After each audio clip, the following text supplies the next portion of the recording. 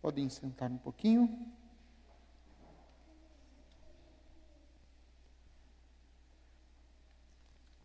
Hoje serão 3 pontos. Todos os dias foram 2. Hoje serão 3. Hoje tem mais um. Dado a já proximidade do tempo do Natal. O primeiro é muito simples, vamos dizer assim, que é o que nós ouvimos na primeira leitura. Quando Deus elegeu João Batista para ser o precursor. E no texto de Malaquias, de algum modo, temos esta promessa que Deus faz ao seu povo. Eis que envio o meu anjo, ele há de preparar o caminho para mim. Logo chegará ao seu templo o dominador que tentais encontrar, e o anjo da aliança que desejais.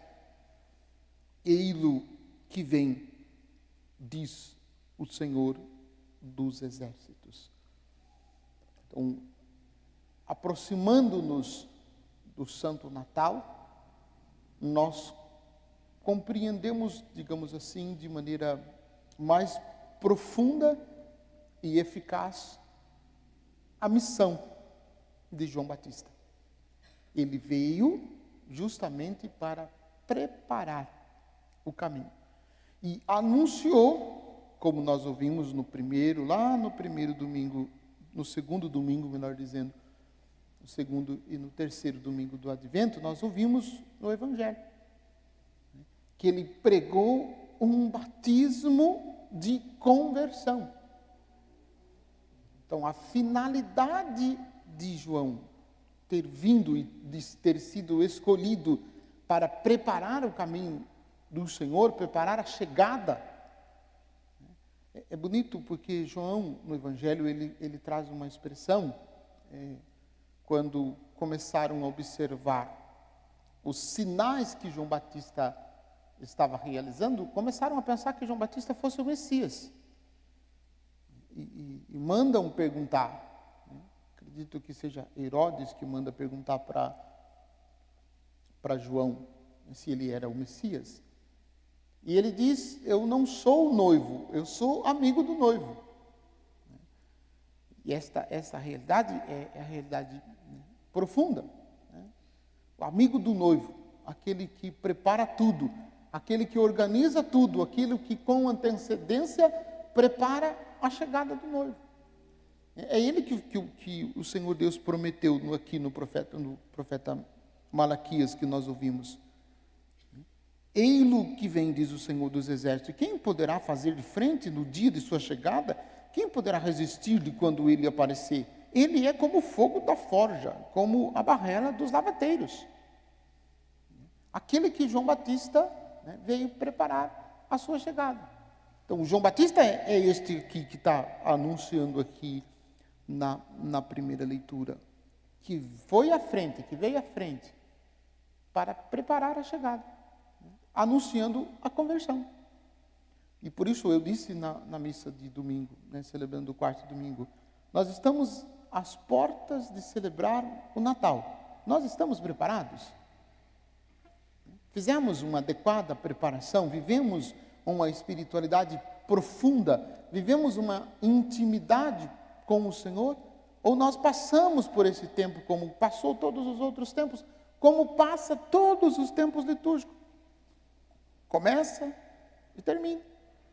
Inicia-se um outro tempo, começa, termina e assim vai. De ano em ano a gente vai passando. Mas é preciso que pelo menos alguma coisa durante esse tempo de advento tenha mudado. A gente tenha mudado pelo menos uma atitude, a gente tenha se aberto para uma realidade mais profunda, de um relacionamento mais profundo com Deus. Ouvindo o anúncio de João Batista e nos aproximando do tempo de Natal.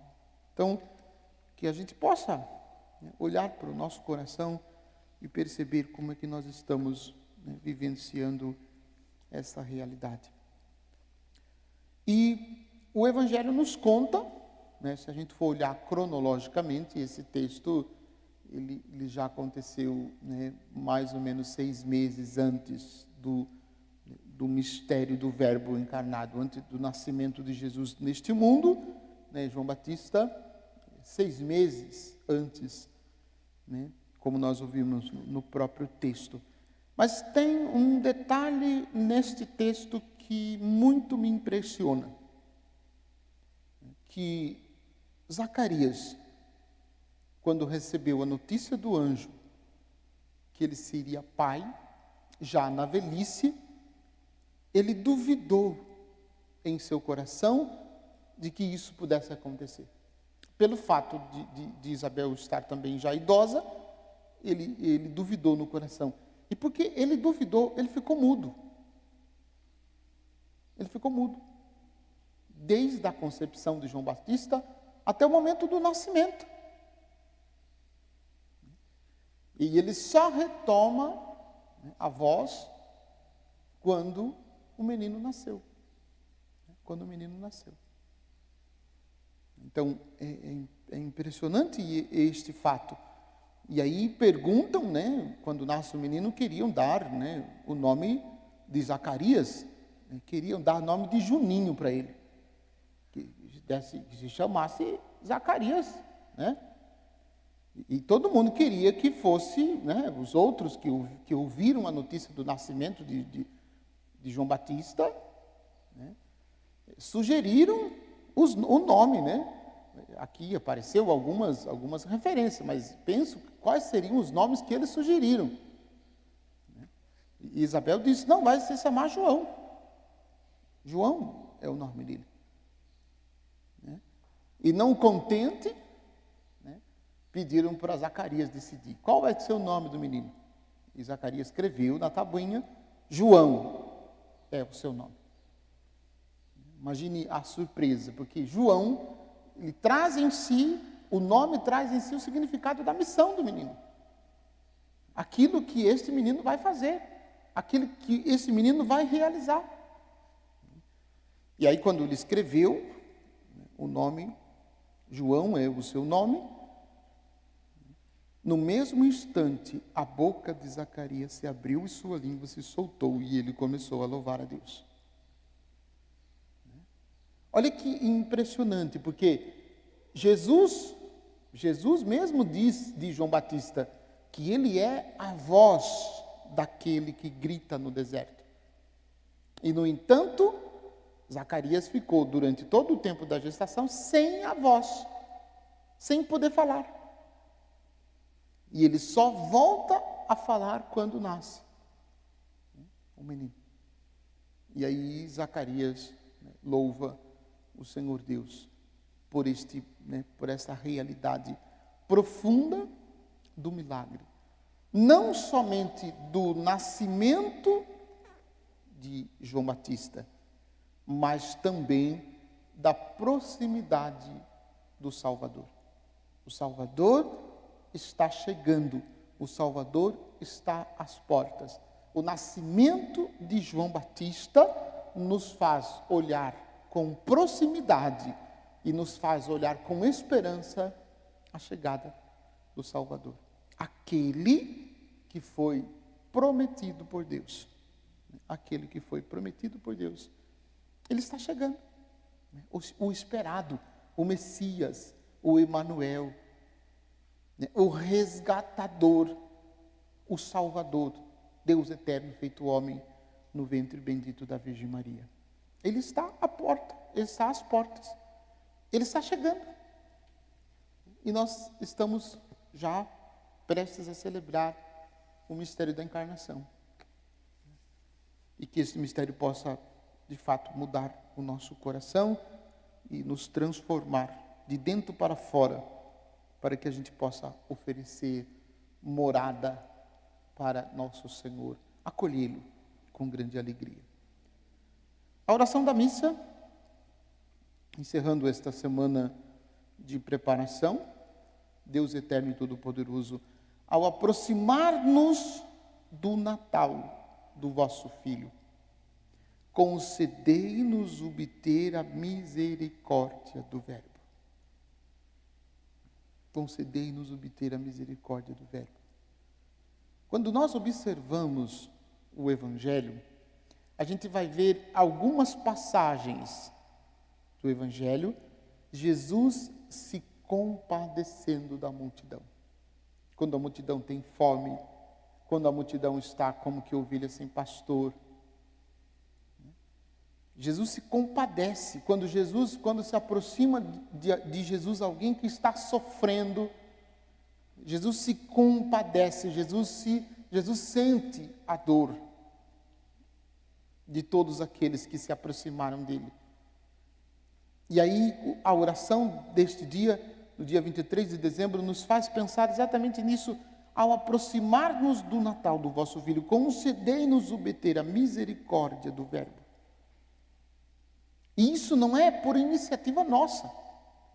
Isso é desconcertante para nós. Não é por iniciativa nossa que Deus derramou a sua misericórdia, que Deus manifestou a sua misericórdia, que Deus se colocou à nossa altura, se fez um de nós, se abaixou a tal ponto de se fazer igual a nós. Não é por iniciativa nossa, por iniciativa dele. Desde o princípio, desde o começo, ele nos amou. E amou-nos até as últimas consequências.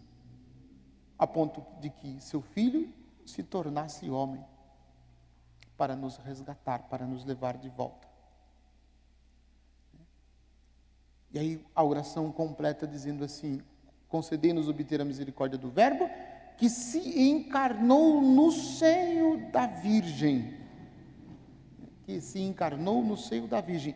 E quis viver entre nós. E quis viver entre nós. Eu sempre gosto de lembrar aquela passagem do livro do Gênesis, que Deus, no final da tarde, foi passear no jardim. E o homem, quando o escutou, depois de ter pecado, depois de ter desobedecido, quando escutou os passos de Deus passeando no jardim, o homem se escondeu, porque teve vergonha do pecado, teve vergonha da infidelidade, teve vergonha porque rompeu a intimidade que Deus tinha iniciado. E então, neste mistério do Verbo que se encarnou no ventre bendito da Virgem Maria e quis estar entre nós, Deus curou a vergonha do homem por ter se afastado dele. E Deus mesmo, no mistério do Verbo, se aproximou de novo, propôs uma intimidade, propôs uma proximidade. E que vai levar esta proximidade até as últimas consequências.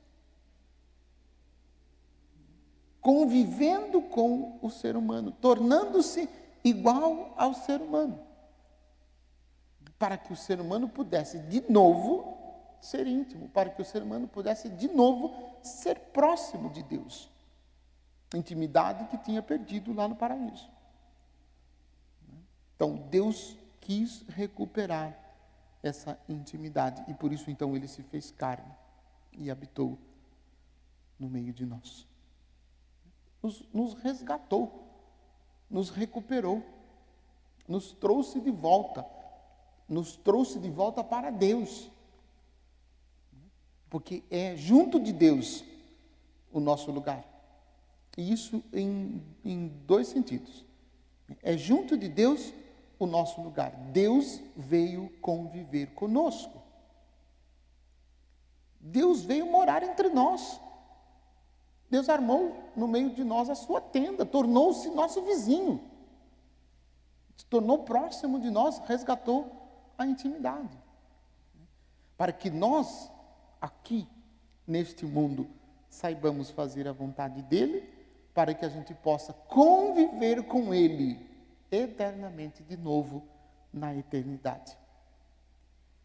E conviver com Deus de novo na eternidade, eu repito, de novo, Porque foi de Deus que nós viemos. Foi as mãos de Deus que nos fez.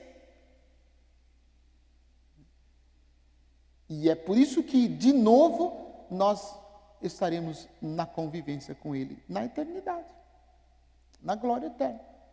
Para que isso aconteça durante esta vida, neste percurso de tempo que nós percorremos aqui neste mundo, nós precisamos viver unidos a Ele, para que a gente possa permanecer unidos a Ele lá na glória eterna, no fim dos tempos, no fim do mundo, quando tudo, né, será consumado pelo Senhor. Nós estaremos junto com Ele, se nesta vida, nesse percurso de tempo aqui neste mundo, nós vivemos próximos a Ele. Se nós não vivemos próximos a Ele, infelizmente nós não poderemos. Então o mistério do Verbo se revela diante de nós para que a gente de fato se convença que o nosso lugar é junto de Deus, né? Nosso lugar é junto de Deus. Por isso Ele é o Emanuel, Deus conosco. Assumiu a nossa natureza sem deixar de ser Deus. E nós um dia estaremos com Ele, eternamente. Se, repito, vivermos esta proximidade e essa amizade aqui, enquanto nós caminhamos neste mundo. Que o Senhor nos faça, né, perseverantes em seus caminhos, nos faça descobrir a profundidade desse mistério de Deus que se encarna e que vem morar no meio de nós. Louvado seja nosso Senhor Jesus Cristo. Confiantes